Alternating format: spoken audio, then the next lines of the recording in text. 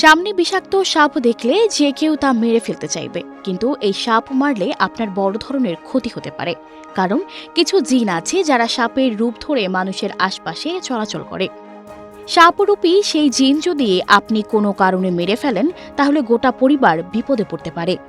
এ নিয়ে মহানবীও সতর্ক করে গেছেন।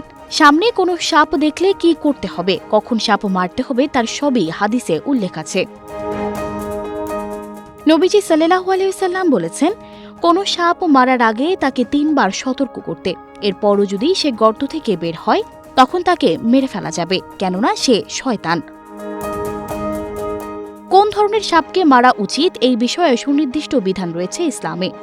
রাসূল সাল্লাল্লাহু আলাইহি ওয়াসাল্লাম বলেছেন, সেই সাপ মারতে যার পিঠে 2টি সাদা রেখা আছে এবং যার লেজ নেই, এরা বিষধর। এই প্রজাতির সাপের ধ্বংসনে দৃষ্টিশক্তি নষ্ট হয় এবং গর্ভের সন্তান ধ্বংস হয়।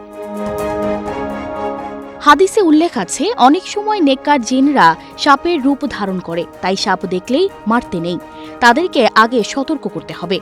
একবার এক সাহাবী একটি সাপকে হত্যা করে, কিন্তু সেটি আদৌতে সাপ ছিল না, সেটি ছিল জিন।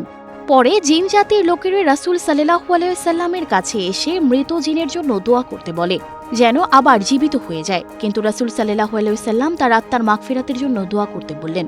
পরে মদিনার এক দল জিন ইসলাম গ্রহণ করে।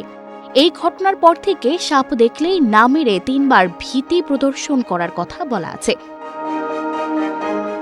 সম্প্রতি দেশের বিভিন্ন প্রান্তে রাসেলস ভাইপার সাপের উপদ্রব বেড়ে গেছে, ফলে যে যেখানে সাপ দেখছে সাথে সাথে তা পিটিয়ে মারছে। এ নিয়ে মুখ খুলেছেন পরিবেশবিদরাও। তারা বলছেন, রাসেলস ভাইপার আতঙ্কে পরিবেশের জন্য অনেক উপকারী সাপও মেরে ফেলা হচ্ছে, যা কোনোভাবেই উচিত নয়। সানজিদা রহমান, প্রবাস খবর।